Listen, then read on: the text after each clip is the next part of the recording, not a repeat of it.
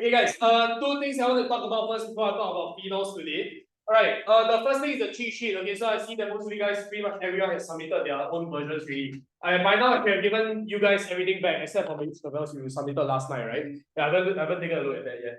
Okay, so by now, I think most of you guys have tried for intro all the way to Aries.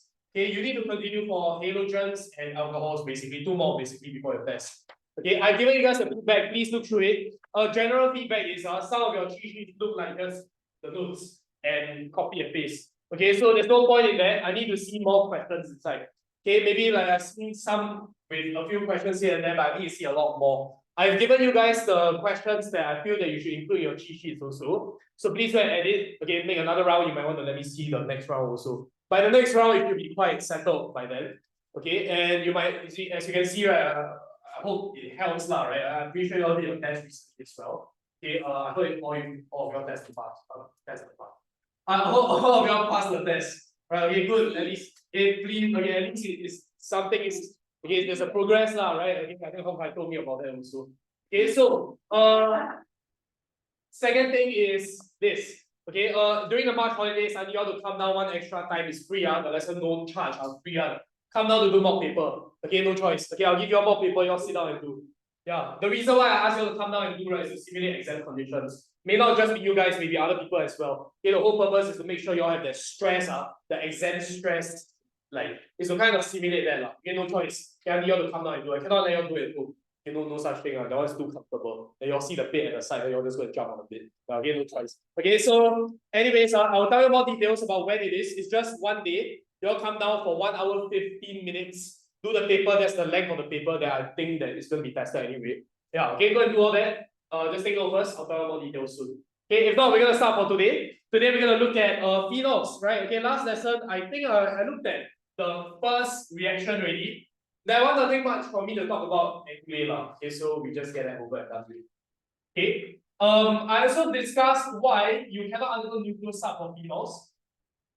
It's all because of partial double bond character, all mentioned already. Today, I'm not sure which page it is. I think it's right after redox.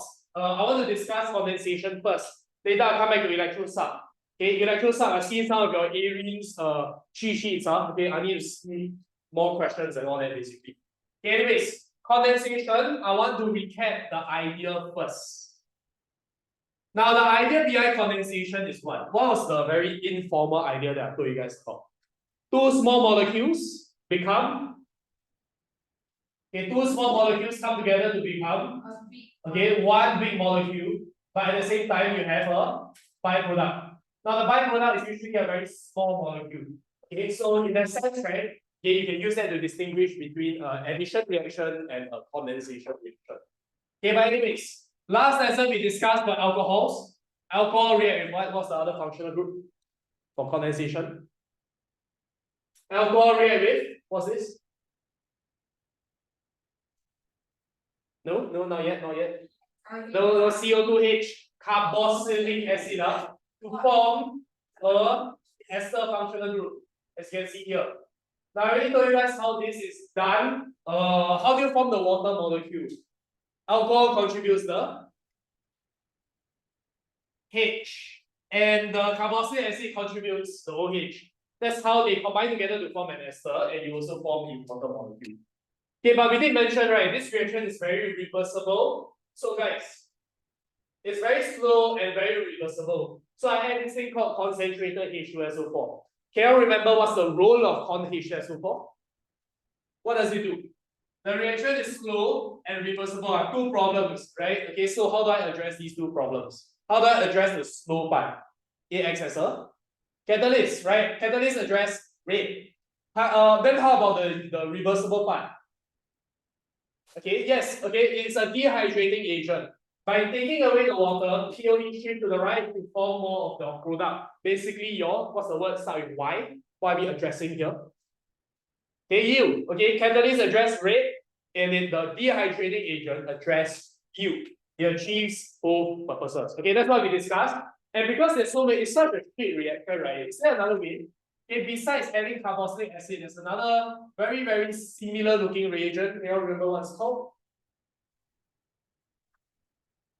Okay, the one that has a scale one. What's it called? Okay, acyl chloride, good. Can you tell me what the byproduct is?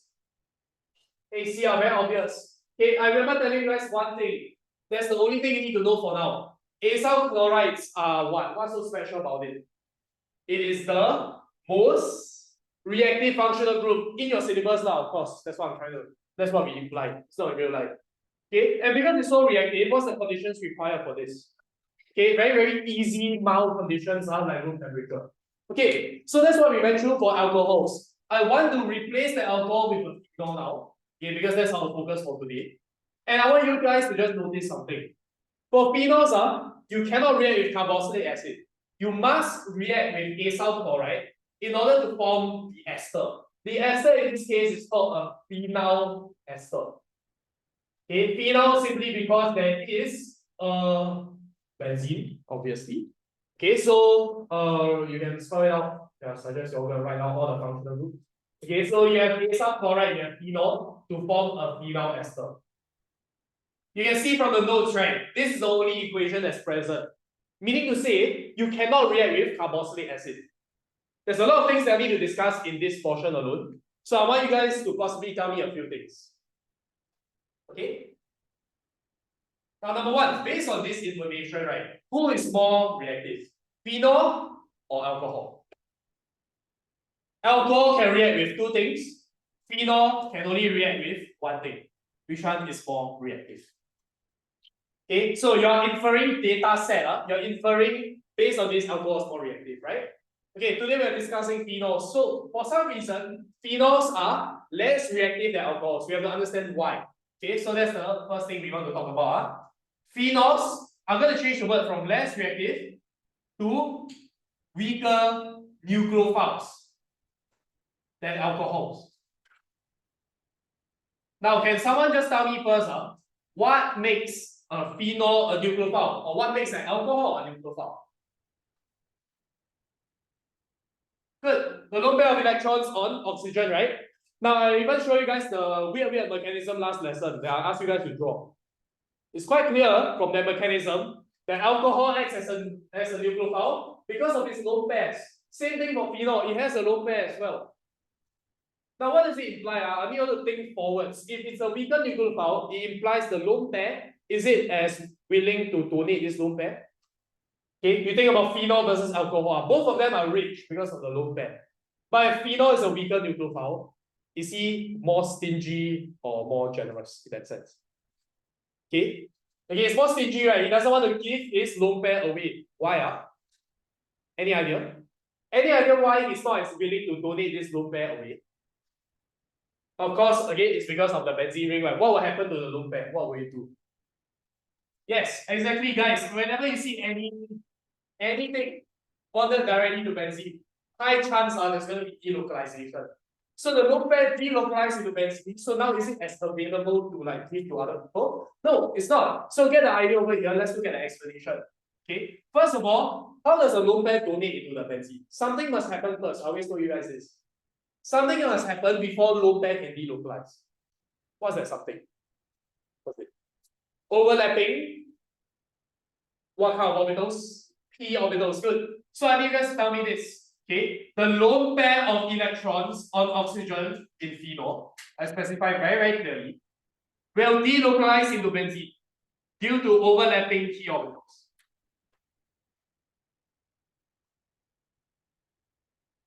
So I make it very, very concise. Okay, you will see me use the word concise a lot in your cheat sheet, especially. As you can see here, okay, delocalization must be followed after your overlapping. So I compress it into one sentence.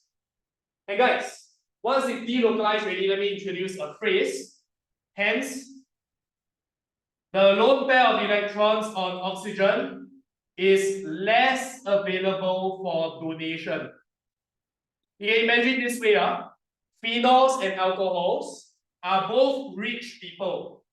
Some rich people are very, very generous. They want to give their money away to help the poor.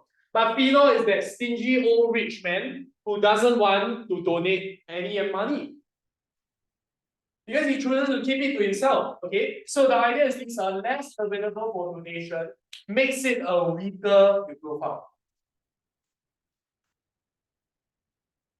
Now, if you are weaker nucleophile, can you react as many things? No, right? If you are weaker nucleophile, you can only react with acyl chloride. You can't even react with carboxylate acids.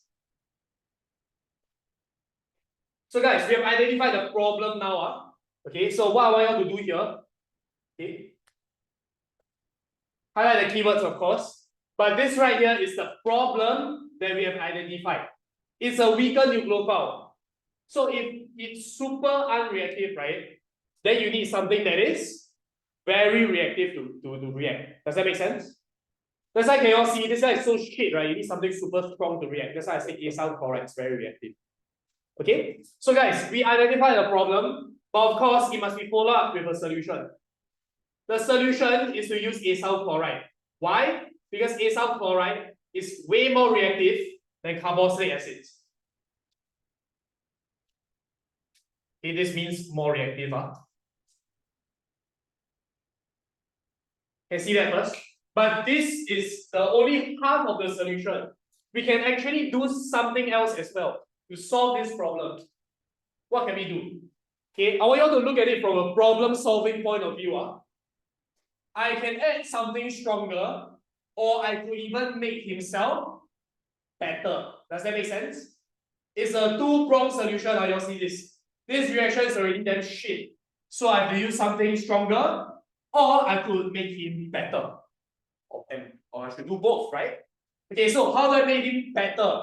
The problem is that it's a weaker nucleophile. So what's the solution? To make him a stronger nucleophile, right? Okay, so the second solution is to make phenol a stronger nucleophile. Can you all see? The solution here is very simple. It makes logical sense. You just have to tackle the problem that you've identified earlier. If the problem is that he's weak, you make him strong. Okay, but how? That's the question. Okay, so how? Okay, so let me just show you guys first. There's a reaction we learned last lesson, which is under redox. I'm gonna do this.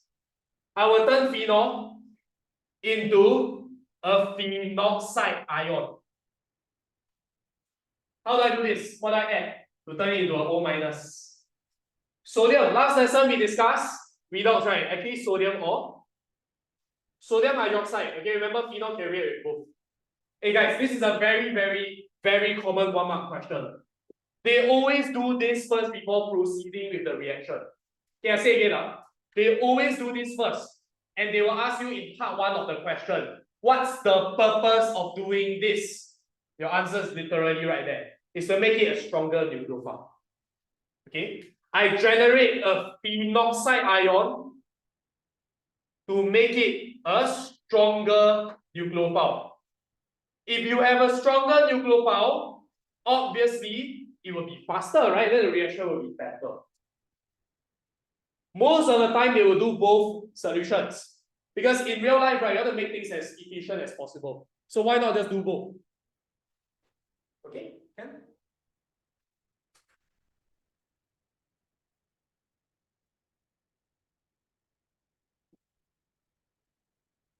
So next time, they can test you like phenol put with carboxylic acid. It's wrong. No such thing, cannot happen. Okay, it's a very unreactive compound. You need a very specific condition to happen. Okay, you can present it like this, which means to say once again, I always talk about the cheat sheet. Your cheat sheet, right? I don't want to see just you copying from the notes because the notes one is not. It's just there. Okay, so I need you all to present it in this manner, right? Okay, give me all the equations. You identify the problem followed by the solution. Very structured. Okay, can? Later I look at Cheryl, a pretty smiley face on the forehead. It's so funny.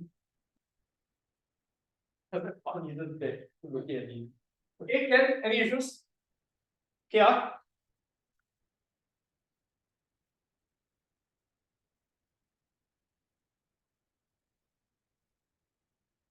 Okay, with that said, I want to move on to electrosub. I need you all to turn back a few pages actually. Okay, I think it's right after the partial double bond for the nucleosub. Okay, go and find the page called electrosub. Okay, erase a few things out.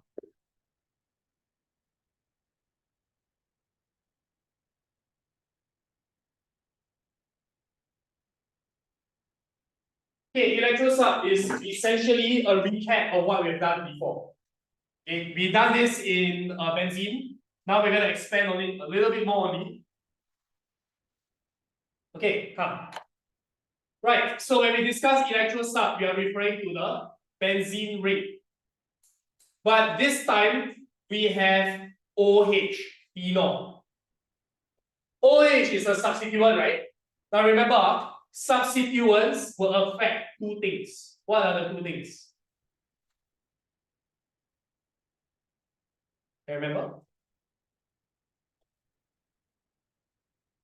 Okay, number one, okay, it makes the benzene either more or less reactive, right? So it affects the reactivity. But at the same time, what does it affect?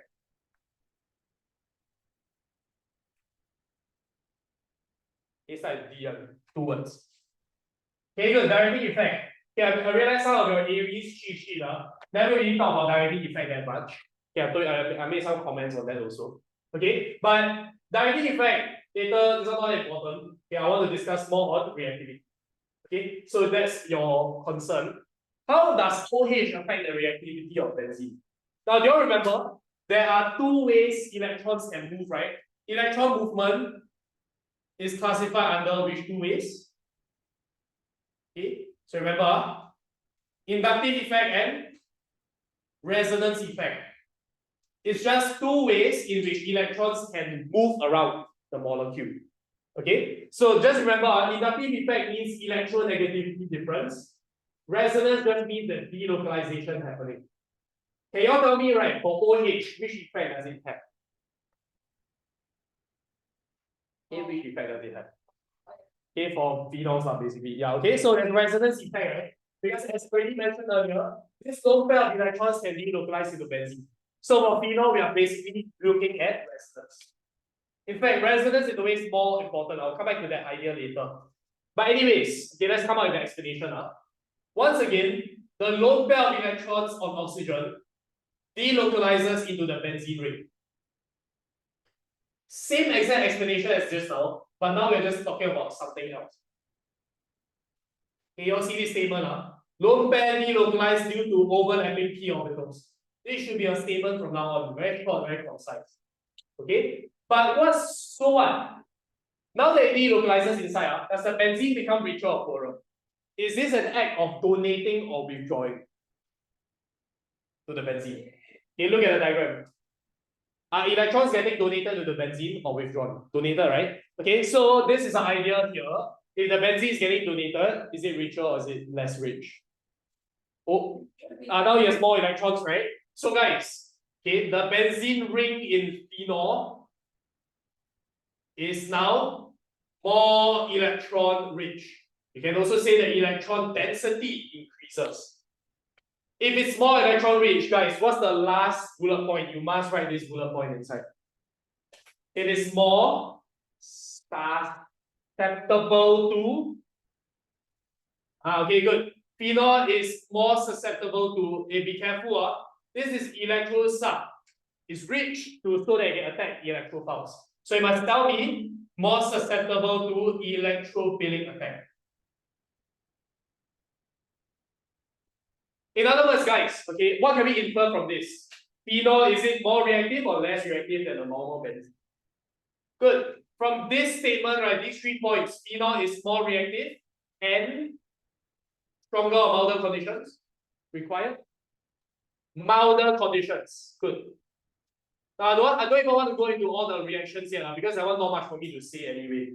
Okay, instead, I want you guys to write down this exam question. Okay, it's not really find some space, maybe on the next page or whatever. Okay, or write it at the last page and just ask yourself to refer to it. Okay, we're gonna ask ourselves this question. Yes. Yes, electrophilic. Because a benzene is rich, it must attack an electrophile. I don't know. Okay, you have to notice. Okay, guys, let's clarify this. Earlier, phenol acts as a nucleophile because the O is the one that undergoes the reaction. Now, when I discuss electrosub, the focus is on benzene ring, not the oxygen. The benzene is also rich, right? Okay, but now it just attacks electrophiles. So it's a different part of the molecule reacting. Must be very careful what we are concerned with. Electron sum is benzene. That's the focus. Please remember that. Okay, anyways, where was I? Okay, write down this exam question.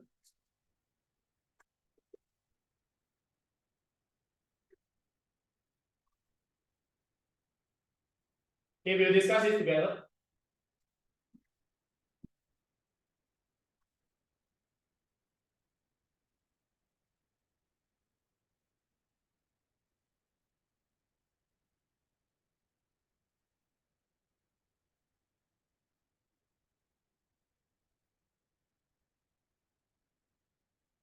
Okay, I'll give you guys maybe like 2 minutes to maybe think about it first.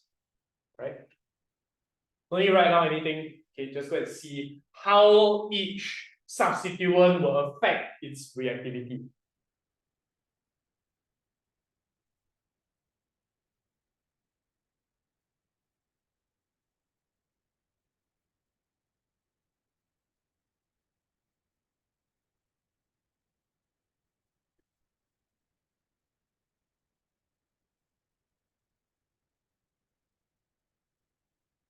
One of them is definitely more reactive than another. You can maybe refer to whatever we did earlier, right? Okay, again, when you study this part in your Phenols cheat sheet, this must be included. This question, very important. Exam question. Okay?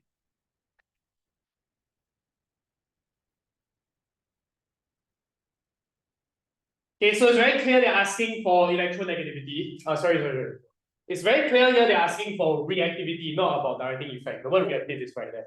Okay, come, let's discuss this. Okay, every time you don't know what the effect is, donating or withdrawing, what do? You check what? Wait, no, you just check data booklet. Okay, guys, go and check your data booklet. Can you tell me what effect it is? OH and for methyl. Okay, activating means what? Electron donating. Activating is donating. Deactivating is withdrawing.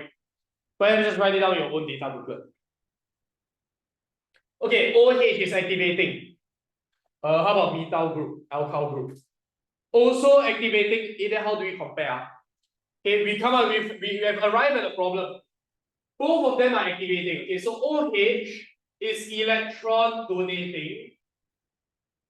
CH3 or alkyl groups are also electron donating. Then what? They're equally reactive, no such thing, huh? How? What's going on here? Guys, how is OH electron donating? How does it donate electrons to the benzene?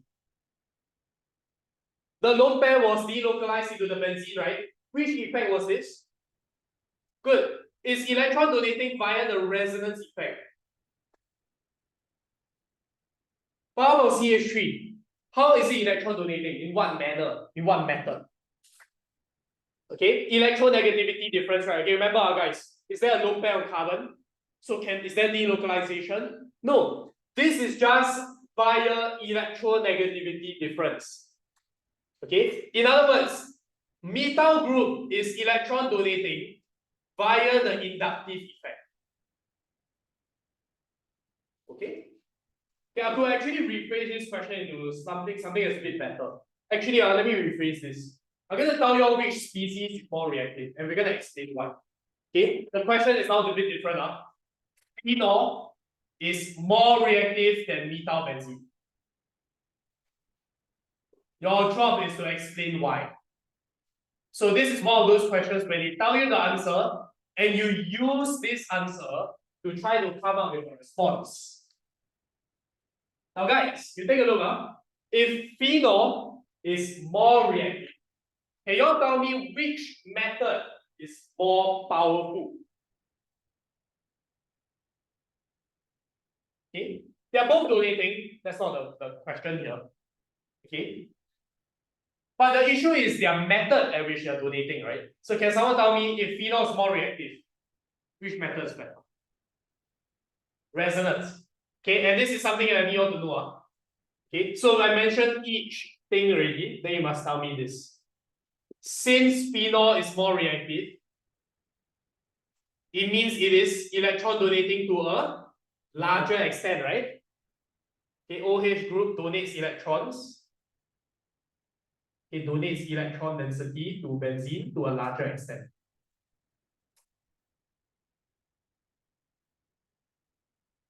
Okay, so I'm telling you how to phrase. Okay, now that I told you how to phrase, you of course need to try your question yourself when you place this into your summary sheet.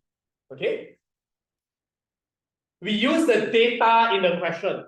The data is more reactive, allowing us to infer that resonance is basically more powerful. But how do we phrase that, right? Okay, that means OH group donates electron density to a larger extent. And this clearly implies that the resonance effect is more significant than the inductive effect. Yeah, you mentioned the OH. Like OH, like that can you can mention all this, it's fine. Yeah. So based on this question alone, we have now gathered that resonance delocalization is always more significant, it's more powerful. Okay, this question is an example of both of them being donating, but one of them is more powerful because the effect is clearly to great different extents. Okay, so go ahead, rephrase this question, my bad. Just now that question maybe not so good. Okay, your job here is to infer. Okay, resonance versus inductive resonance is more significant.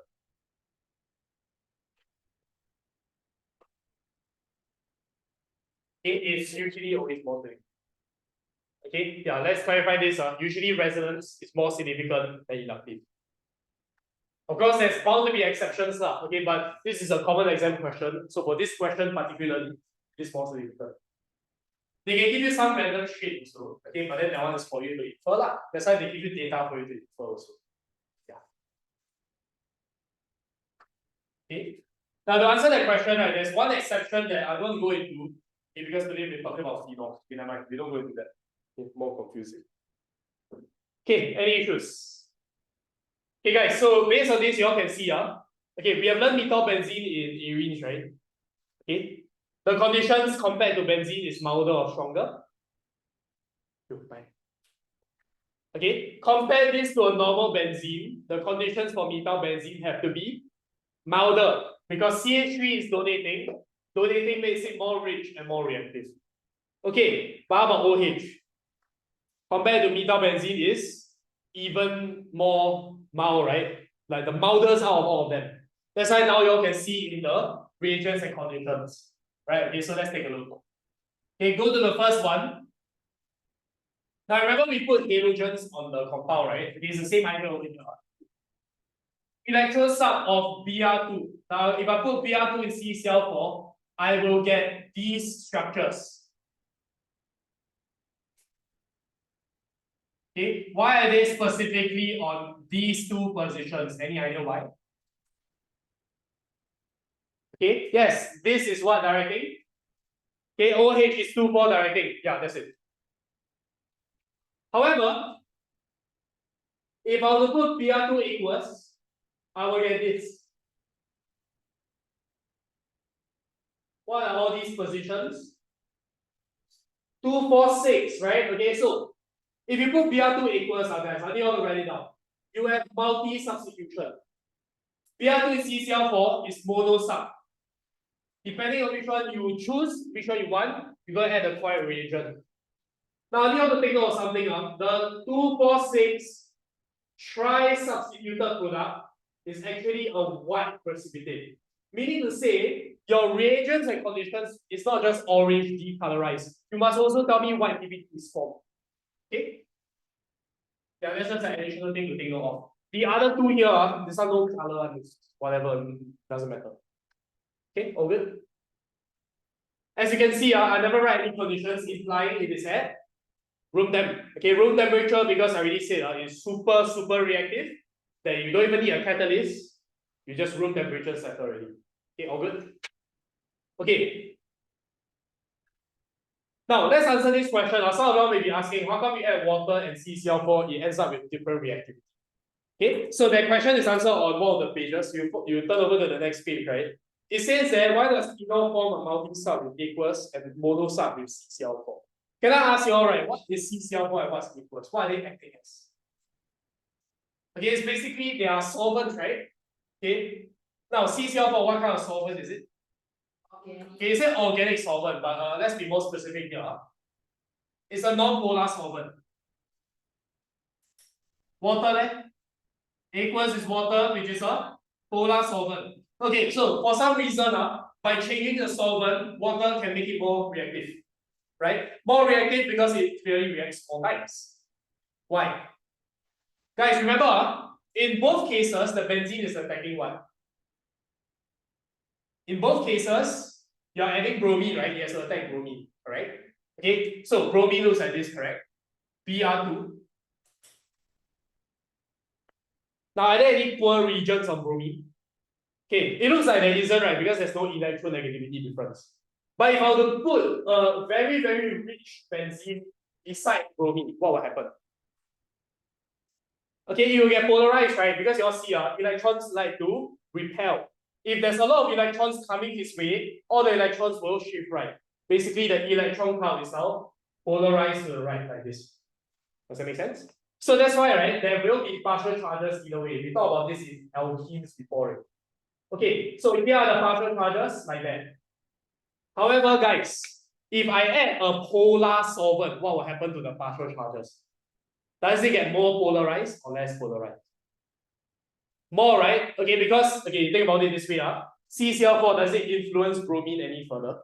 No, it's non-polar. But now you add another polar item. So if besides benzene, right, there's another polar water molecule. So it's going to cause more electrons to screw off to the right? Okay, so what's going to happen here? The polarities are going to get larger, basically. So can you see, bromine right now is more what? Okay, more electron poor, more electron deficient, yes. So that's why it gets attacked more easily. That's why it's more reactive. Okay, come let's write down the full explanation. Okay, then with that, we are done with electro sum. Or maybe one more, then we are done with. Okay, so the idea is this: water is a polar solvent. Then you mentioned CCl4 is a non-polar solvent. Then you just tell me water polarizes the electron cloud of bromine to a larger extent.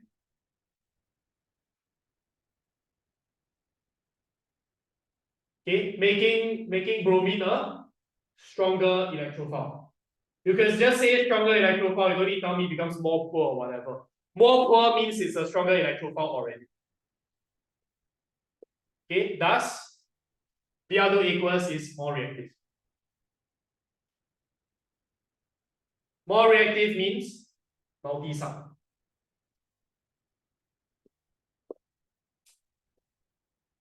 Okay? So clearly it is a solvent that influences things to happen. So polar versus non-polar. Polarized electron cloud to a larger extent, stronger electrophile. That's why it's more reactive. They might ask this, okay, not that I've really seen a lot of this come out before or at all. Right? Okay, very, very common reaction.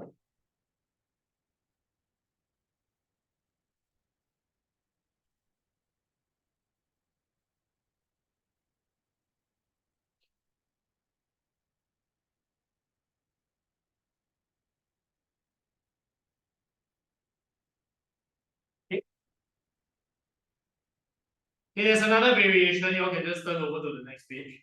Okay, this one I don't need to talk about it at all because it's that easy. Guys, you want to substitute NO2, right? Also can. What do you need to add? NO2 comes from HNO3, right? Okay, you all look at the two scenarios. Okay, this is clearly mono-sub. This is clearly multi-sub. Okay, this is the easiest thing to smoke. If you want mono-sub, do you add dilute or concentrated HNO3? Dilute, no? Then now the multi-sub there. Yeah, that's it. This is common sense. Finish. Okay, room temperature, because phenol is very reactive. That's why you can substitute 3 times 2, 4, 6. There's no observations here, so thank God. Let's move on. Okay. Okay. Pretty much we are done with like the reactions part already. Okay. There's one more lah, and then the one is like an easy reaction. Okay, I think it's page 31, is it? Okay, can you go to the page that says distinguishing test for phenol? There's only one distinguishing test for phenol, basically. Okay, two lah, actually, but I thought about the other one already. So this distinguishing test segment is really nothing much because it's a consolidation of all the reactions we went through earlier. Okay, but take a look at the second one. Okay, sorry, the first one. Guys, let me tell you what we need to know for this. There's no reaction name. There's no name. So reagents and conditions, right? It's just neutral, FeCl3 and room temperature. Okay, now why do you do this? Because the observations is the only thing you need to know. A violet coloration is formed. Guys, this I just need you to take note. It is the distinguishing test for phenol. It is the best distinguishing test for phenols. Because as long as there's a phenol structure, there will be purple color, violet color, that's it. Now you don't need to know that equation, so cancel it out. Okay, the violet color is due to a complex ion. And the complex ion is in the notes, but you do not need to know. Cancel that shit out. Okay, you only need to know the color and the distinguishing test. That's it. Okay, can? Oh, you all did this in practical? The purple color? Oh, okay, sure. Yeah, don't smell shit anymore. Right, you all die. Okay, anyways, distinguishing test of phenols so let me show you guys. Okay, can you tell me whether there will be a violet color for, let's say, this structure here?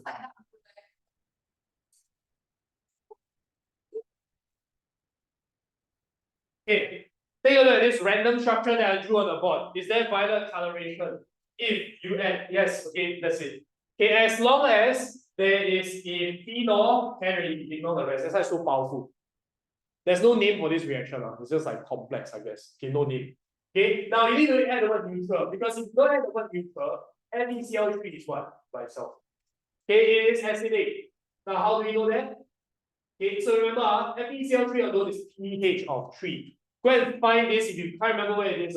You can either find this in salt hydrolysis for acid base, or you can find it in periodic table, period 3.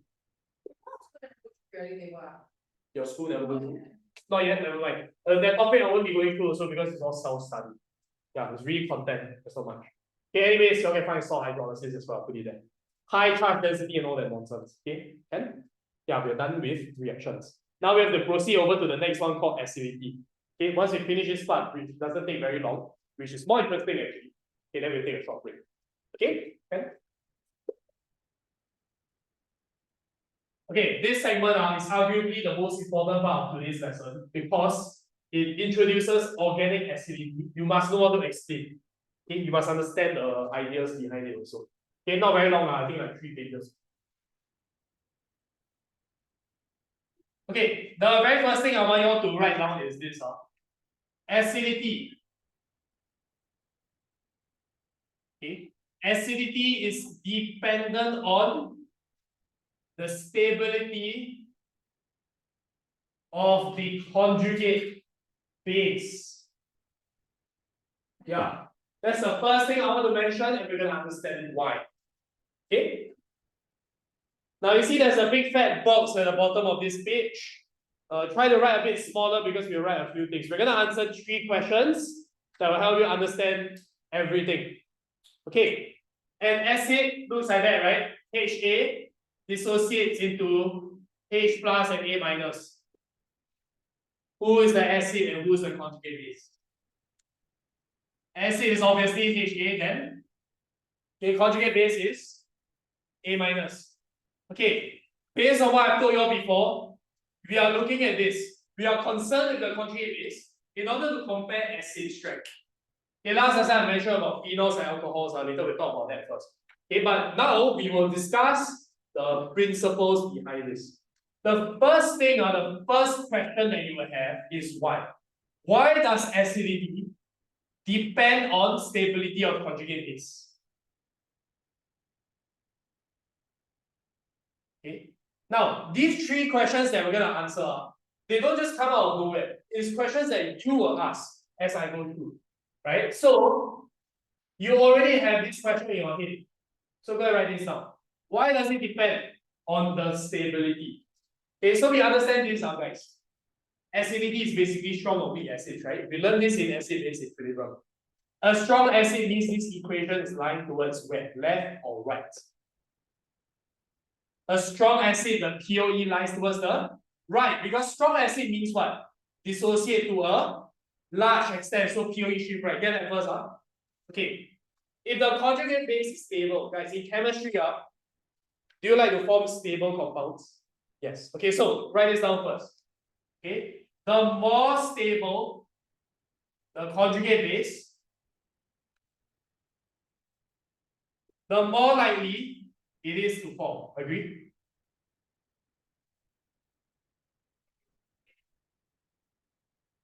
We always want to form stable things.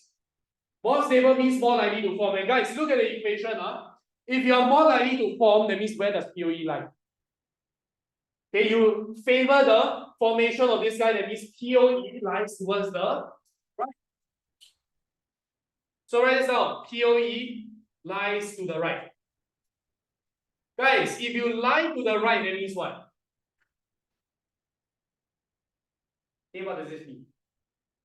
If the POE lie to the right, is there a large extent of dissociation or small extent? Large extent. So when POE lies to the right, there is a large extent of dissociation. Does that mean strong or weak acid? Strong acid. Guys, okay, we are writing all this down because I just need you all to make this connection. The more stable the conjugate base means stronger acid. Everything else in between, right, you don't need to explain. Later I'll tell you what exactly you need in your answer. Don't worry. Now, just abandon whatever like you need to know, just understand first. This is why it's related. Can first? Okay, can? Okay, y'all will ask yourself a second question. What do you think the second question it is for you to ask?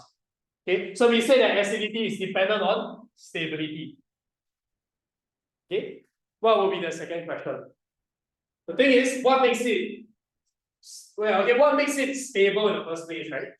Okay, so we can write this down. What makes a conjugate base stable? This one you all know, because you all need a cheat sheet for some of the topics. And you should know this. Guys, look at the conjugate base. A conjugate base, what does it have? It has a minus charge. So how do you make a conjugate base stable? The minus charge must be, what's the word for it? You all wrote it in your cheat sheet, you all should know this. What makes a conjugate base stable? If the negative charge is bigger or smaller? Come. Okay, if the charge is smaller, right, it's actually more stable. Why? If you look at this first, the smaller the negative charge,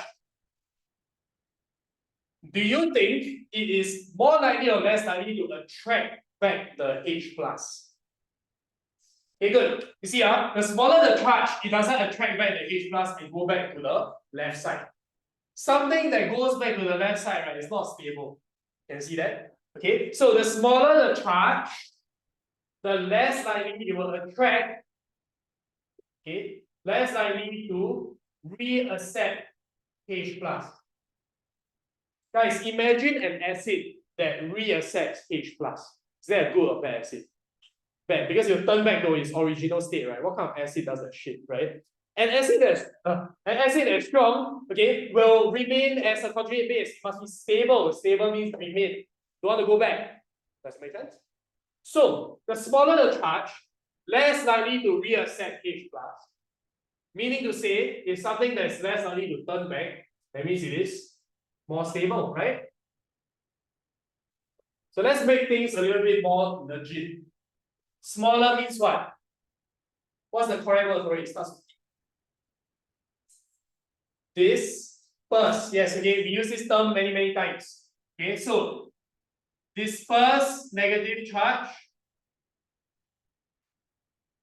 to stabilize the conjugate base. Guys, you all need to understand this, The keyword here is disperse. Because a smaller charge means it's less reactive. Less reactive means more stable. On the contrary, larger charge will all the time take back the acid, take back the H plus. Larger charge, very reactive. Very reactive means very unstable.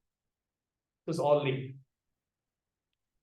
Now guys, what's the third question to ask? Based on whatever I just mentioned in this statement. The third question is, how? How do you disperse a negative charge? Okay, how to disperse a negative charge? Guys, remember, we learned electron movement. There's electron donating and electron withdrawing. Okay, y'all think about it. If there's an electron donating group, will the negative charge become bigger or smaller? Okay, now negative means rich or poor. Negative means rich. Now, if you donate electrons to the rich, what will happen to its charge? Bigger or smaller?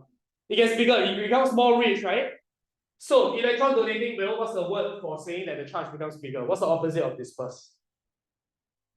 Intensify, amplify lah, okay, yes. Intensify negative charge.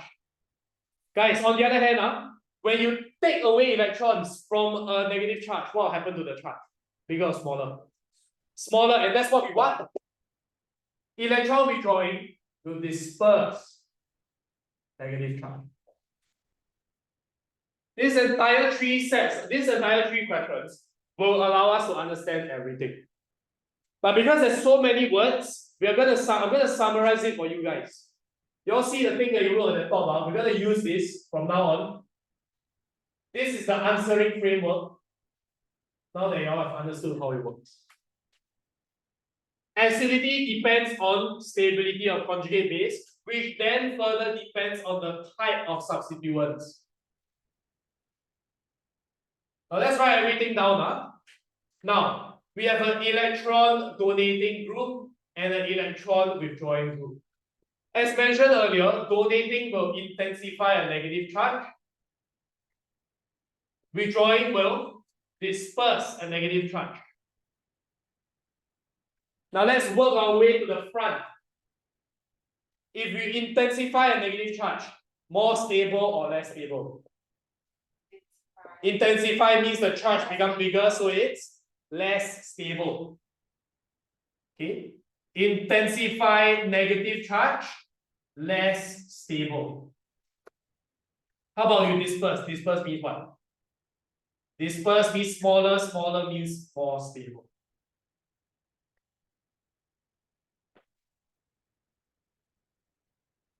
Work our way to the front, guys. Less stable conjugate base means what? Stronger or weaker acid? Less stable means weaker acid. More stable means stronger. You can't remember why more stable is stronger? Go back to the first question. It's answered for you there. Okay, the reason why I write all arrows so you all can follow very carefully. Okay, so guys, whatever that I wrote right at the top, these are the keywords you need to have your answer. That's it. Everything else that is here but not up there, right? You don't need to mention it. Yes. No, sorry. Your answer. Okay. I clarify this. This is your thought process. In purple, right? You start with acidity. You think of stability. Think of type of substituents. Your answer should start from here. Tell me what substituent. Then you make your conclusion at the acidity. So it's backwards like that. Okay? You break down the question forwards and then you answer from the back. We look at examples. Okay, then you all get very used to this. Okay, so let me erase the rest. But what do you want first? If a conjugate base is not stable, then you have a weak acid.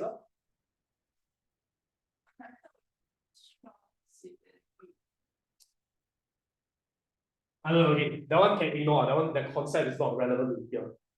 Okay, never mind. Here we're looking at organic acidity. Okay, so it's all about the charge. It's all about the negative charge. You don't get confused with that concept. I realize that concept, right? The strong acid weak conjugate this shit, right? It has caused a lot of confusion. I'll stop teaching that already. That was a bit too much. Okay, but anyways, if you look at examples, okay, I'll just refer to this up here. Okay.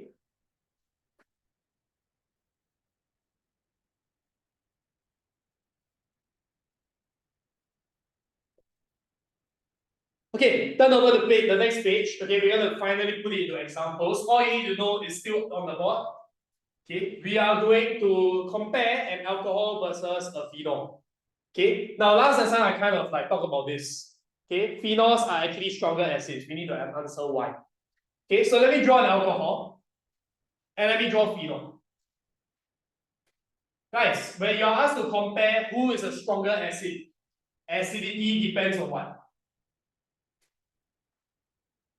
Stability of conjugate base. So guys, I focus on the conjugate base.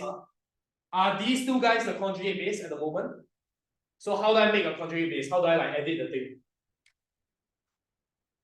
A conjugate base has one less H plus, right? So that's why it's O minus.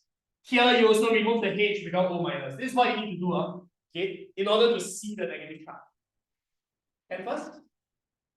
Okay. Now, again, the stability is then dependent on the type of substituent. So you see here, I'm going forward here to lay the foundations, lay the groundwork. What substituent do we have on alcohol? Okay. What's this substituent called? Alkyl group, which is electron donating. Now, if you are donating, that means what will happen to the charge?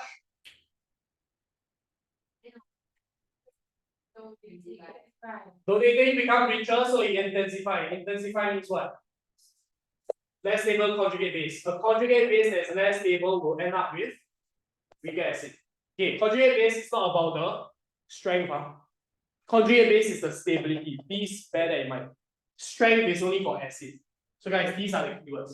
All you need to tell me is electron donating alkyl group intensifies negative charge.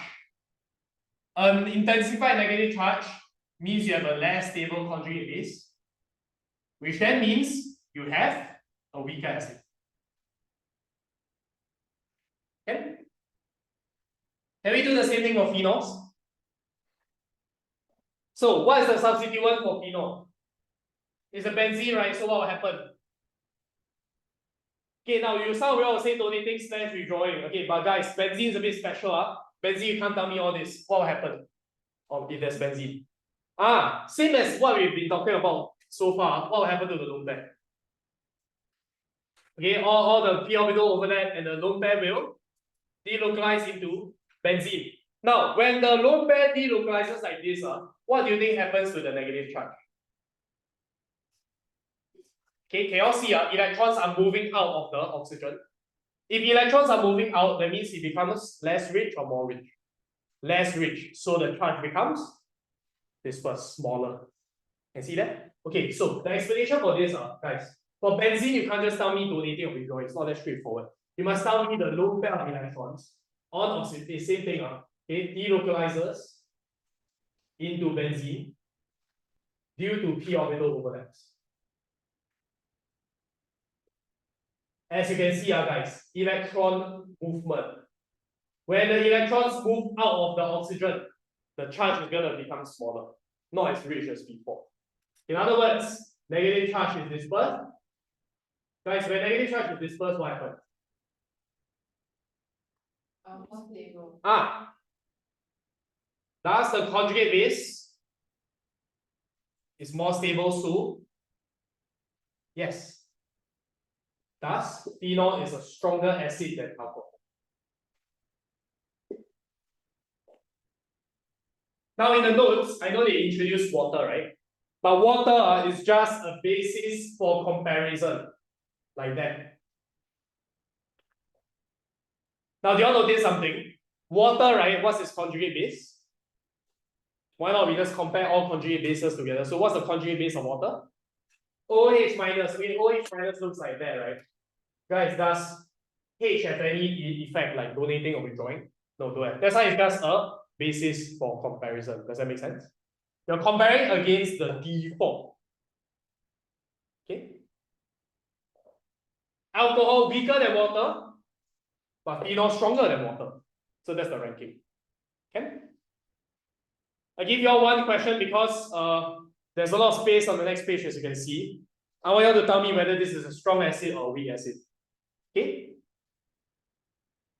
Or you'll just compare for me, okay? You'll copy all this first. Any issues? No, huh? I give you all one simple question we try. You have to tell me who's stronger.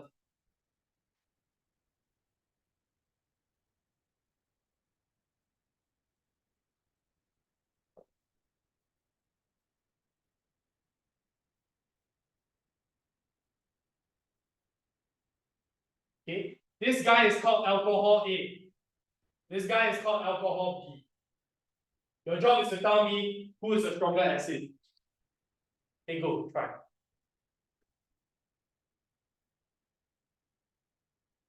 Okay, write this down. Okay, these are additional questions.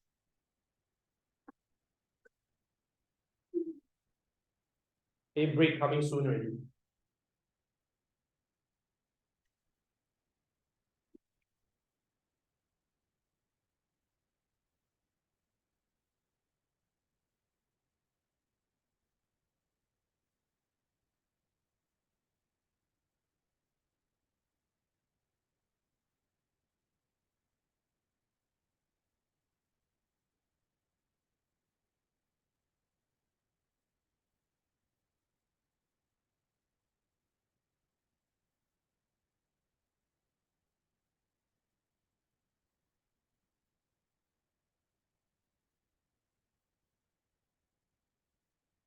Yeah, structures look oddly similar. Again, it's the alcohol that's the acidic portion.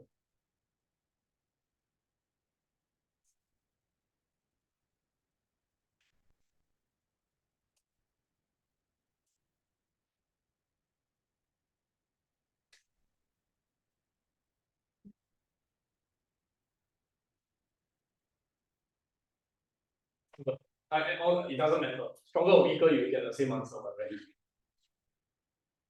Yeah, you tell me A is weaker, then it's B stronger, or vice versa. Yeah, that doesn't matter. You'll answer whatever you want.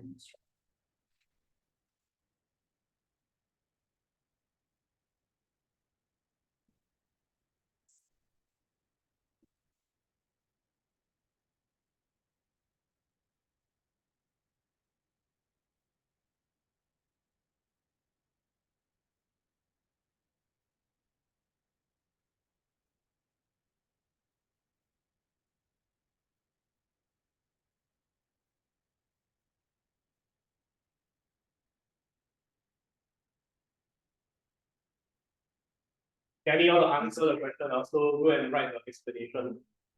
Right, it's just these. Just follow the keywords. 1, 2, 3, you can get an answer. Okay.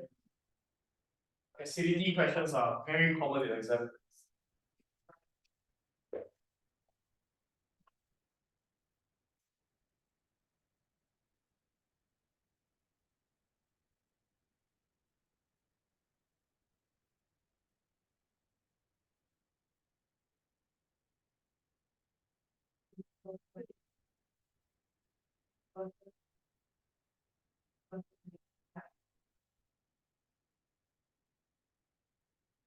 Okay, so you have thought about it enough. Okay, let's go through. Answer is B. B is stronger.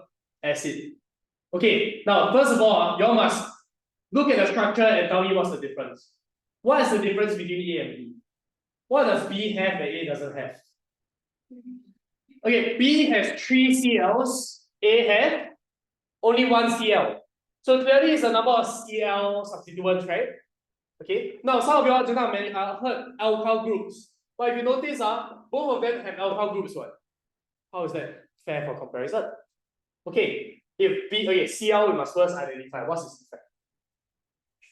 Okay, is it withdrawing or donating? Okay, answer is withdrawing. Because what method of electron movement should we use here? Remember, inductive effect is electronegativity difference. Resonance means your delocalization. In this question, is inductive effect.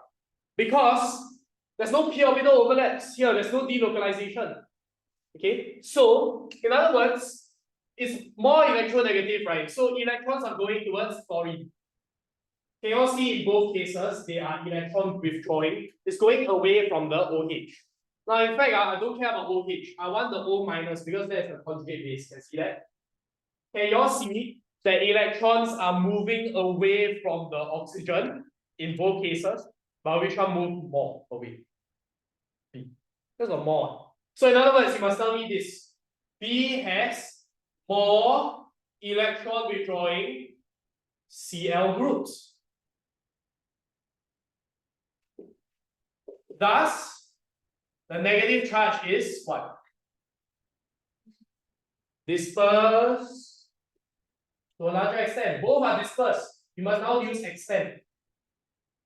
Guys, if you disperse to a larger extent means the conjugate base of B is more stable. Thus, B is a stronger acid. Every time there's an acidic question, I talk about electron. Okay, you don't need to use inductive resonance in your answer. Inductive and resonance is just for you to determine whether it's donating or withdrawing. So if it's donating, then Okay, here Cl is not donating. Okay, like resonance means like just now. Over here, OH. OH, the lone pair delocalized into benzene. That is a resonance method of electron movement. Now, you all must think of it as literally electrons can move one. It's just two ways it can move. The way electrons move here is because Cl is more electronegative than carbon. That's why electrons move there towards Cl. So it's moving via inductive pair. Moving inductively. Okay? But in the case of phenol, oxygen is more electronegative than carbon, right? So by right, electrons should be moving towards oxygen. But no. Here is the delocalization that takes place to a greater extent. So that's why it's going into the benzene. That is electron moving using resonance. Okay? Now, you don't have to really look at inductive and resonance all that much. Your job is to see whether it's donating or withdrawing. That's more important. Okay, there's one more question that we're going to try before we take a break. Okay, so guys, take a look at the next page, the final page of the notes. There are many structures for you to arrange. Now, I do not need you guys to explain your answer, okay, because it's a lot. I only want you guys to rank the structures. That's all you need to do. Don't need to explain. Explain, you go back and do yourself. Okay? Based on whatever I mentioned, you can't just think of the answer, you don't need to explain.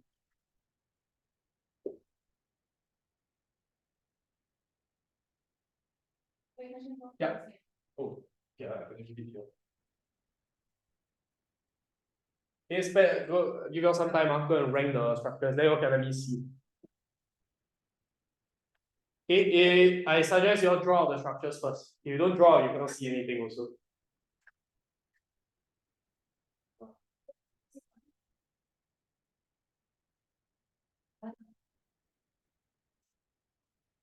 probably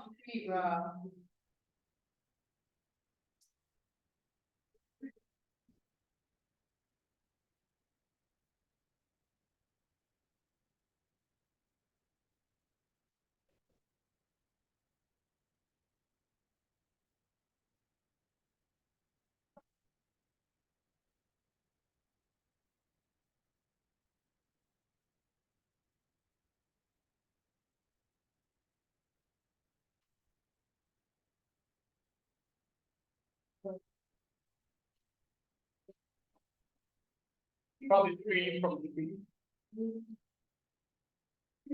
Wait, I didn't see an acronym. Wait, what's the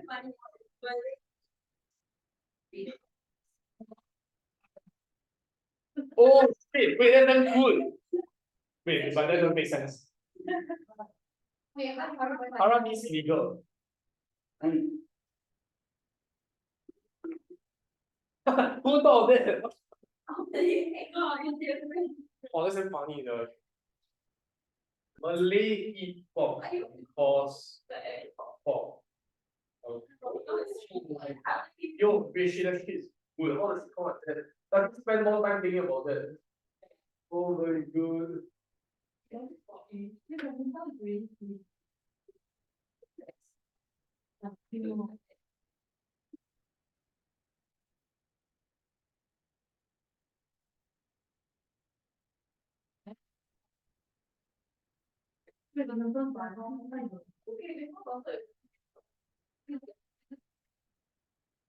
Okay, as always, the biggest problem in this question is how to draw metal properties, right? Okay, how to draw metal proper tool. Okay, remember guys, when you break down a name, you must go from where to where. Okay, good. Now from right to left, what do you see on the right hand side? I see proper to all, right? Okay, so how do I draw this? Is 3 and then second guy OH. Okay. Now guys, normally they will specify where the metal group is, but they never put the number. Why? That's because for naming, right, as long as it's unambiguous, basically if there's no doubt, that means it's correct already. Okay, so where's the metal group? Now you all say 1 because you think that without the number is 1, right? No. Because if you all put it at the left or the right hand side, what actually is this? It's butan 2-ol. So guys, where else can you put it? Below. So actually, if you are to put the number here as what metal proper 2-ol? But you notice with the 2 or without the 2, you still can get the same structure, right? That's why they never write the number. Okay, so that's the structure. Okay, go ahead and group everything together, see whether you can rank. They want increasing acidity, so weakest to strongest.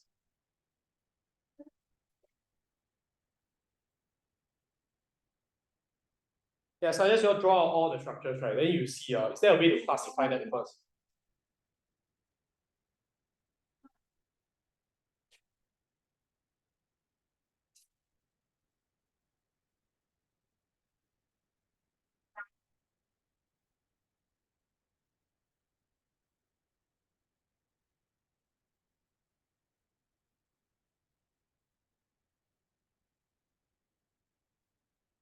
Guys, what's nitro?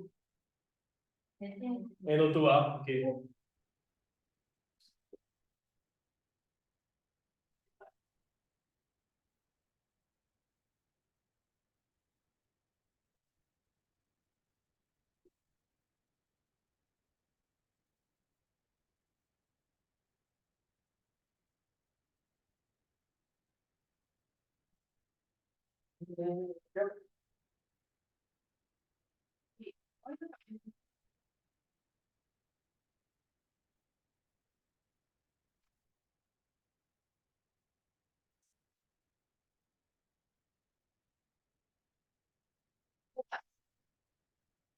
I just drew everything out first. It's not a ranking.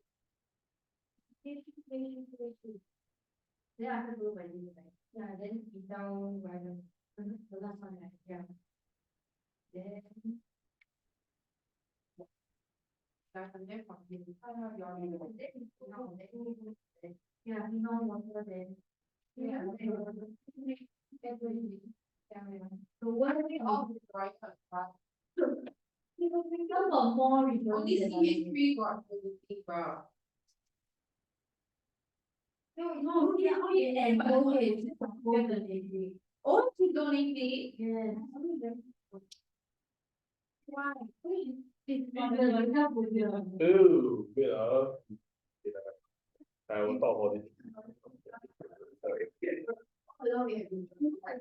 Hey guys, actually, you're seeing right, try to look at it as 6 different structures. Is there a way, right, we can broadly classify them first?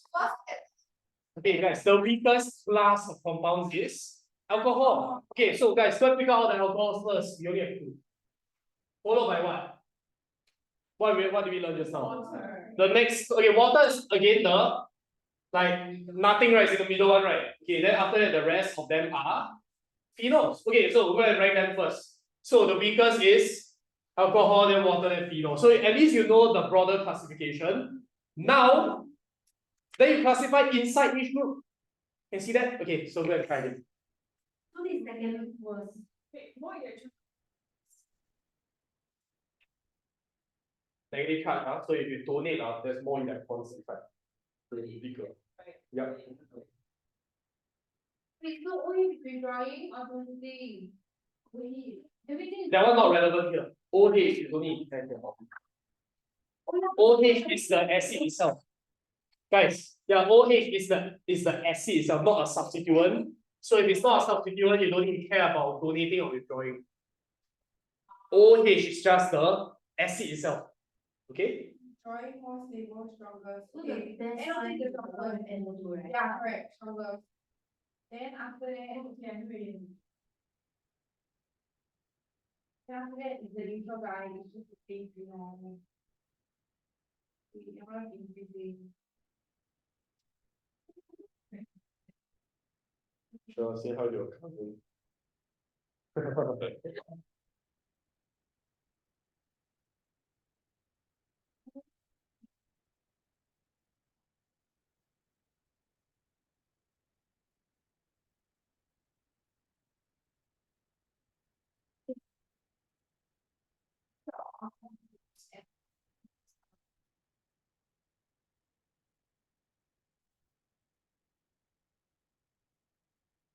Okay, come, let's look at the answer first, because I want to talk about something very quickly also.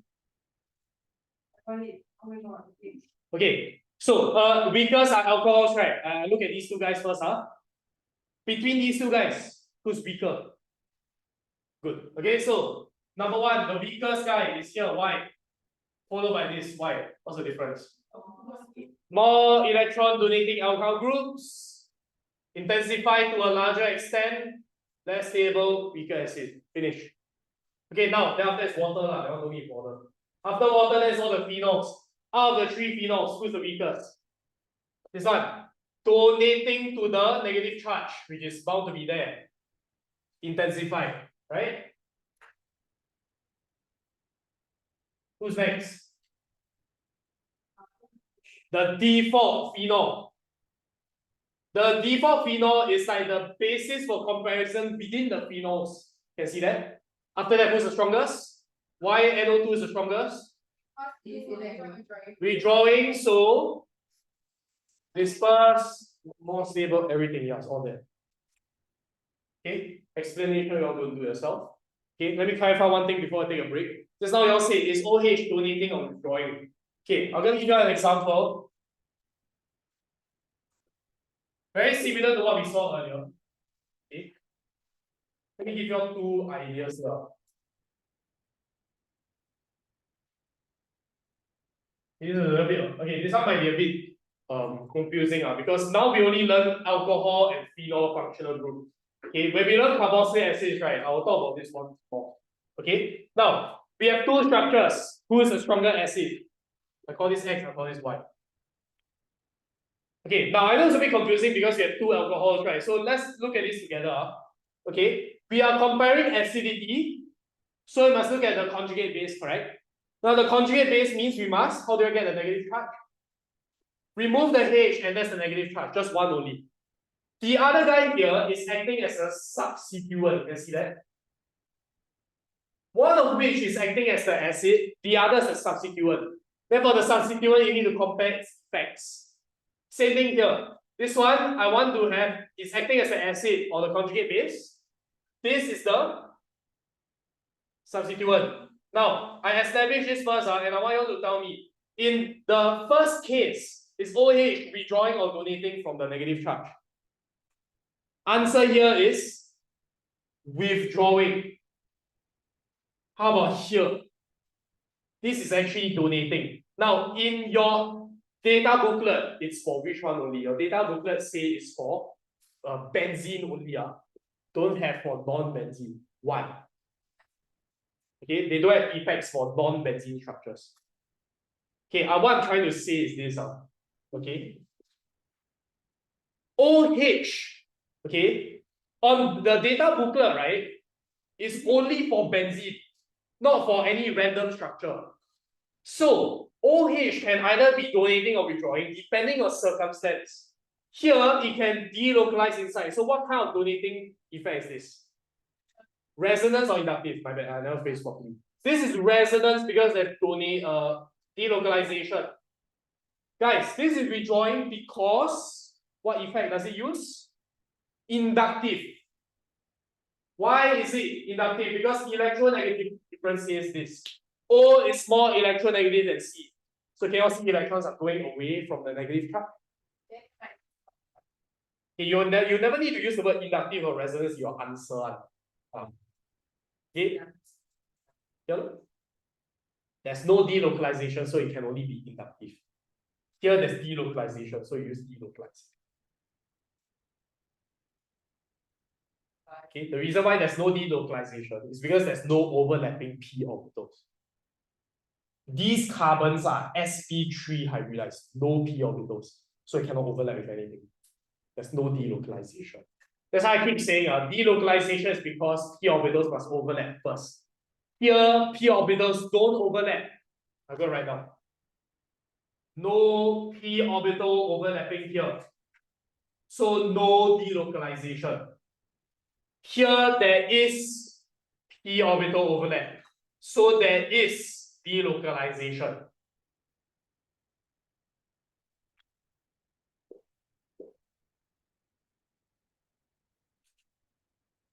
Okay. Here no p orbital overlap, so there's no delocalization. Once again, there's no p orbitals on the neighboring atoms because these carbons are sp3. sp3 no p orbital one. That's how to overlap, how to have delocalization. If there's no delocalization, you can only consider the inductive effect. And based on electronegativity difference, is withdrawing. Here, yes, have delocalization, so you just consider delocalization. Since delocalization is more significant than inductive, you consider resonance. Okay. I know this idea is honestly quite challenging. I know sometimes our H2 chemistry can be damn difficult. I don't know why also. Okay, but don't worry, this scenario doesn't happen all that often. This is quite a confusing scenario. Okay, that's how we understand a bit more. Okay, anyways, your takeaway is minimally how to rank the structures. Can already. You forget everything about this, I would say it's still forgivable. I understand. Okay, we take a short break first. Okay, then we continue. Okay, guys, the faster we finish this, we can just end off for today also. Yeah, very early. Okay, so we just want to do a elucidation question. Not a very difficult one. Okay, because your recent test also had an elucidation and you didn't know what the requirements are. So what I want you all to do, take out your tutorial, right? And go over to page, basically the last question of the entire set. Last page, basically. Okay, go over to the last question, may not be the last page. Okay, so I think it's question 9 if I'm not wrong. Okay, we're going to try a very easily, quite an easy elucidation. Okay. Now, your recent exam, your recent test, same thing. Okay, but first of all, what is structural elucidation? Okay, it is a question where they give you a lot of different reactions. Your job is to act as a detective and find out what the hidden structure, the unknown structure is. Okay, but of course, guys, you cannot find out the answer immediately. You need to have clues. And you need to deduce the clues like a detective. So in other words, guys, there are 2 marking points when it comes to elucidation questions. Number 1, deductions. Make your own deductions, and generally this is the easy thing to get. Okay, it's a lot easier. Then afterwards, guys, okay, after you get your deductions, then you can get all your structures. Now, generally, structures are a lot harder to get. Now, reason behind that is because structures are difficult in that sense. Okay, you might not even have time in exam as well. So most of your marks come under deductions. Now guys, okay, how do you score a deduction mark? Two things. You must tell me what the type of reaction is. And number two, you must tell me what's the functional group present. Now because guys, if you can't tell me what functional group is present, you can't determine what the molecule looks like. So that's essentially what we need to fulfill in order to score for elucidation questions. On average, it can be as low as 6 to 7 marks or as high as 8 to 10 marks. For the question that we're going to do today, I estimate about 6 to 7 marks only. Quite an easy question. And of course, the prerequisite is to do these kind of questions with ease, you need to know your reactions well. That's why I'm forcing you guys to do all your cheat sheets. Okay, because the moment I force you guys to do it, you're also forcing yourself to do it. And yeah, you basically know your reactions better. So guys, okay, what we're going to do today is I'm going to show you guys how to present your deductions. Structures, we can work it out together also. Okay? So look at question 9. I want you all to take maybe a minute, right, to read through this. Okay, then we're going to see how to present our working.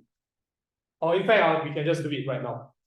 Okay, look at the first sentence. Alcohol B forms esters which are responsible for the... None of that is important, right? Okay, can you tell me what exactly here is important in that first sentence? Okay, the Emma.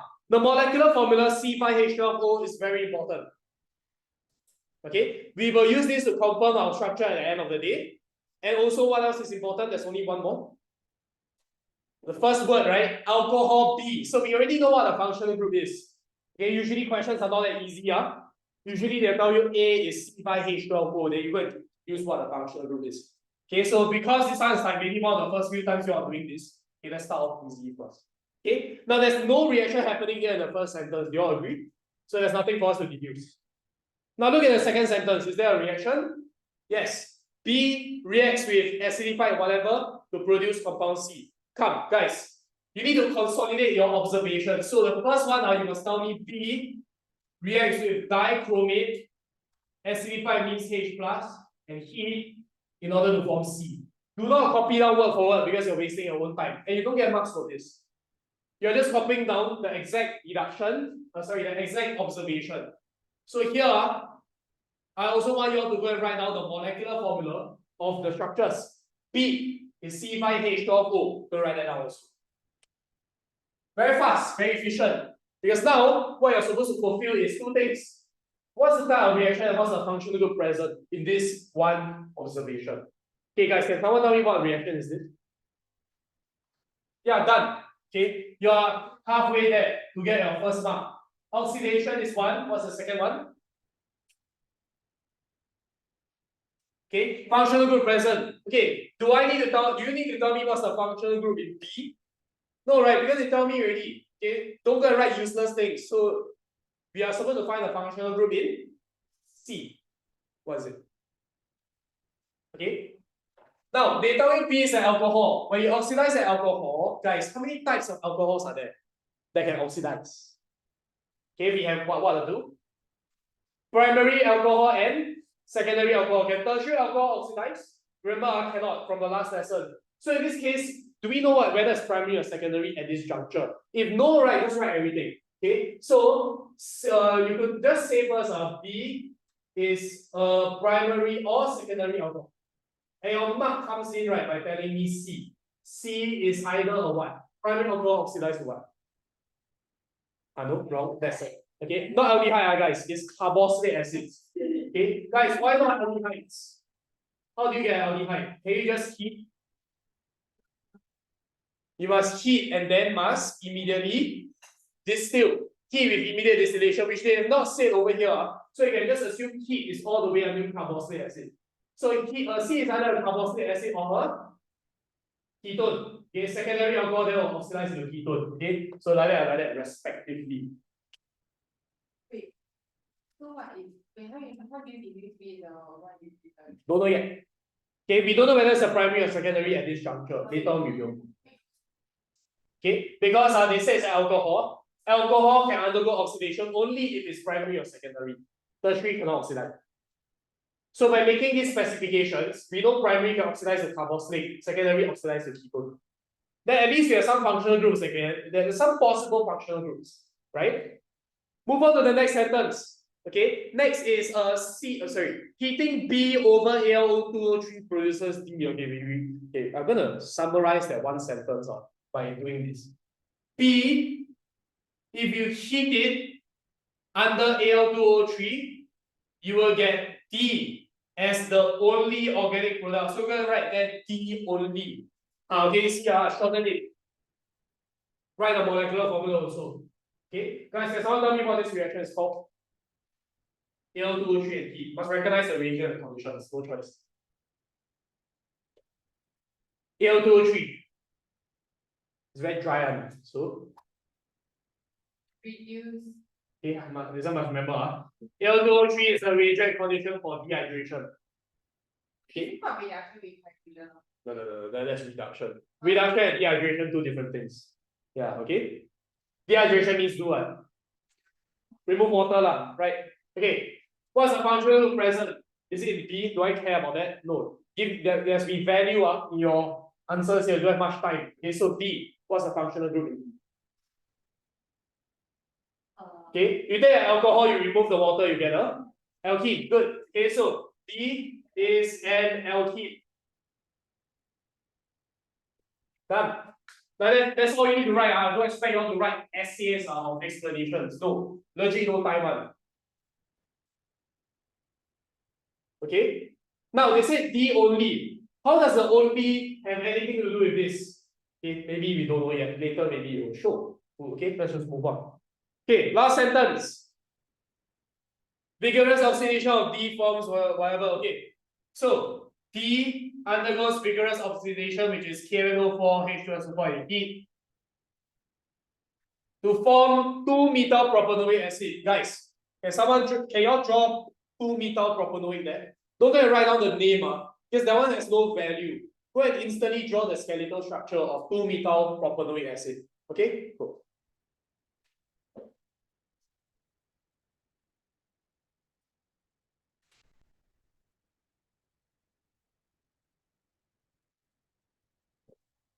This thing when I saw your cheat sheet also, right? You usually don't want to see. You need to want to see. Yeah, because you just put CH3 here, it looks like one to teach. It's not quite important. So I mentioned this in the cheat sheets.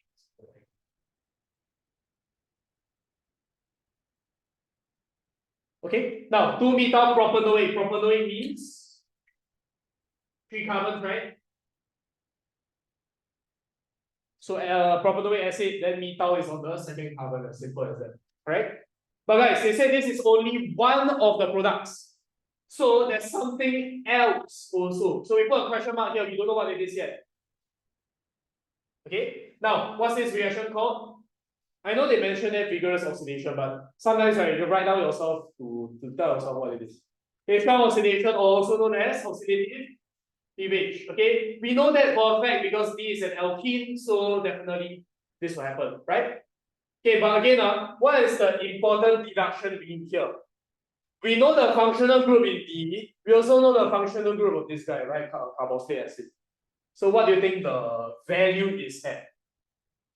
The value is over here, determining what the other product is. Can we now determine what this other product is?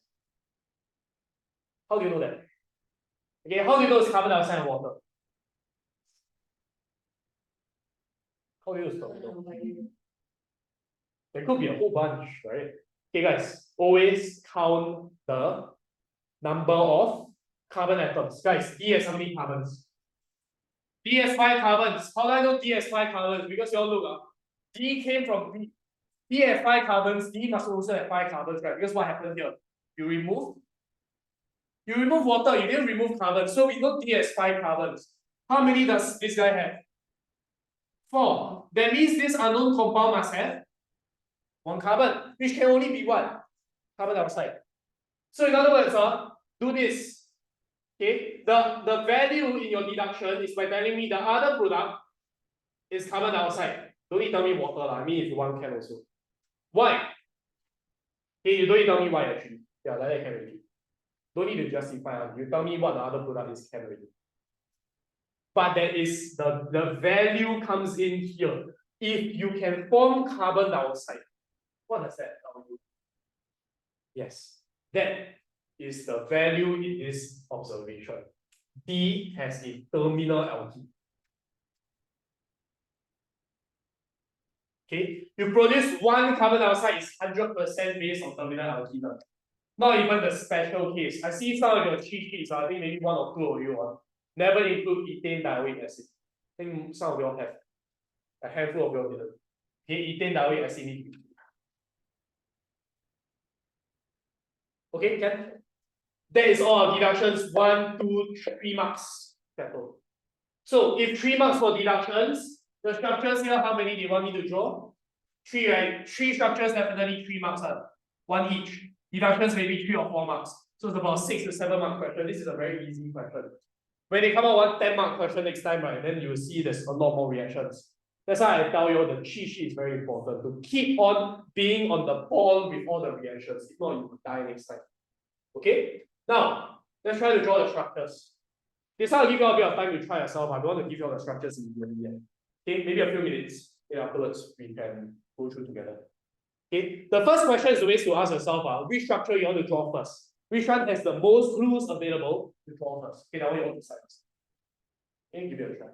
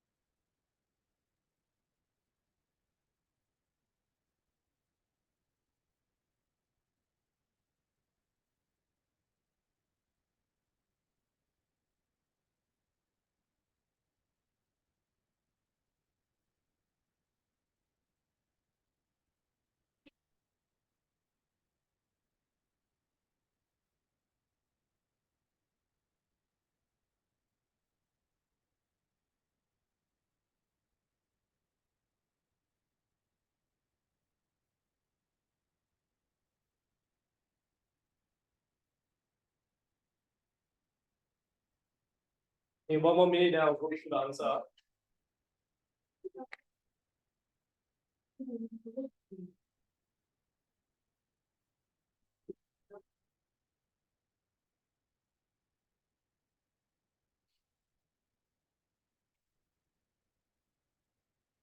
Okay, I hope you all get D first. It's D followed by B, then C. Okay.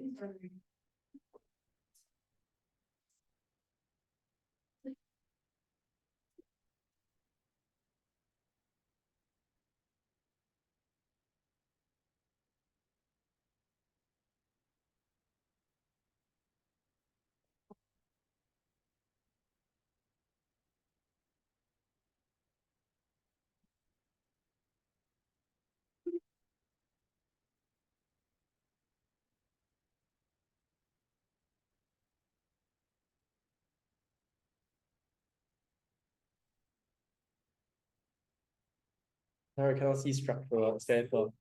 It's more like why? Yeah. This usually this happens when you don't get used to it, but you have to get used to it earlier. Now it's not too late. You still can do it.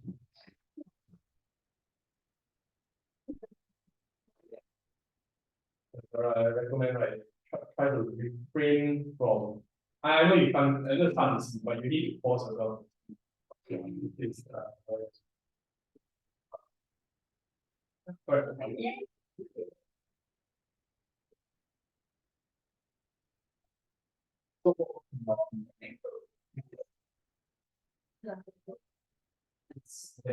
Waiting for now, right? Instead of drawing the full structure from you draw temporary because I draw. Yeah. Eventually, when you use it, then you will. Now it's okay. Better than you can see everything to the C, one. That will waste a lot of time. So this is really for Google. I'm not trying to force you to do, but it is no time. Yeah, okay. Let me see your answer.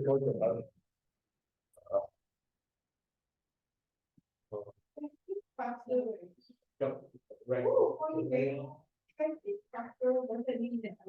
Right. Don't even practice.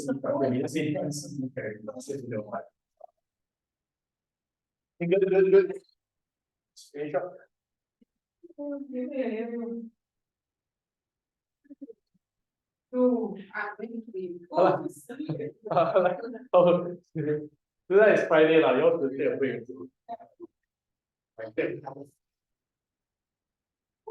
A nice place to go and study. I realized I also have exam. I also need to prepare my own GP. I thought I would prepare, I don't do my own one. All econs, then I shit, I have 1 week to study. So there's some econs module. This is yeah, but then like that's a policy model for them, like yes. Semi sucks. If you scrub a board, right? So pull up. But if you scrub a board, there are chances where at times where you just like not counting. Yeah. And as a you don't attend classes 3 cracks you're out, but they will fill your body. But that's not how uni is supposed to be. Uni all over the world, it's supposed to be like you don't attend, it's whole problem. But SMU forces you. Right, my brother just got SMU never himself. I tell him go to SMU. It's more expensive than SMU. Yeah. And it's people are nicer at you than us. Not really loud. The module wise is all the same, but people wise, right? NUS are more, NU people are more competitive. Yeah, NU people are actually willing to help each other out. It's not even just my own experience, it's just like my friends who have changed to NU, right? A few of them will be the same. You realize NU people are more like chill, don't fight. So it depends on what NU is further. NU is very competitive because it's more known like, among overseas people. So it's more, I guess, competitive. I don't know. I realize the vibes in the class is really very bad. Everyone's just cold to each other.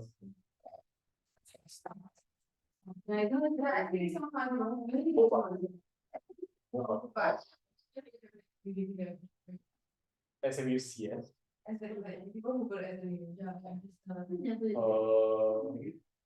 mean, your money. I mean, I'm the kind of person who I don't like SMU because you cannot podcast. I need to for class sometimes. If not, I'll be very tired. I cannot teach. Yeah, my focus is not in uni already. My focus is this. Yeah. Because I enjoy doing this. I don't enjoy uni. Uni doesn't bring me any benefit. That's my opinion. Yeah.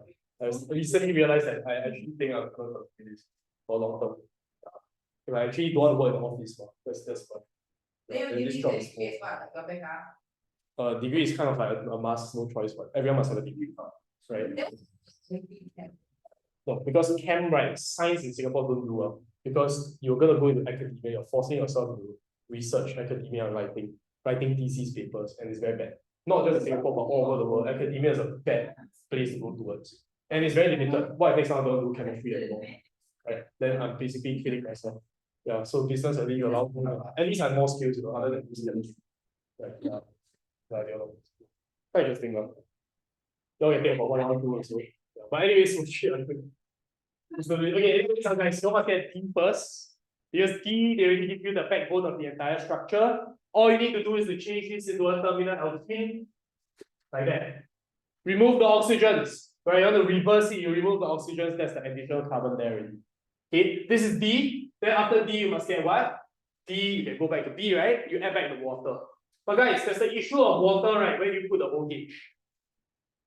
Now, based on Markovnikov's rule, right, where will you put the OH? Okay, you put here, right? But you can't assume that. Because in this case, they said D is the only product after you eliminate water from B. If you put it in the middle, then you will get how many products? Multiple products. Okay, here you can only eliminate one. Okay, finally, B to C is just oxidized to carboxylate acid. Finish. Very easy question for elucidation. This one is just for me to lay the foundations of how you express your answer. Okay, you must express it like this. And guys, I'll tell you the homework, it's right there on the left hand side. Okay, this one must do. Okay, but I think the priority, guys, is your cheat sheet. Okay, prioritize that first because I think Shana submitted some new ones. Yeah. Okay, whatever you can send me or whatever. If you want to let me see right now, also can. I mean, after class. Guys, this question 8 is an elucidation. I suggest you go and try at least the deductions. Structures cannot get, no worries. Okay, it's a bit tougher. So challenge yourself a bit. Okay, but level up question 3, very good. Try the whole thing. Decent, doable. Very doable. Level 1 question 2 is what? I forgot already. A very easy question. It's just a synthesis question. Yeah, okay, must do also. Okay, you can finish this 3, very good. Okay? No questions, that's about it for today.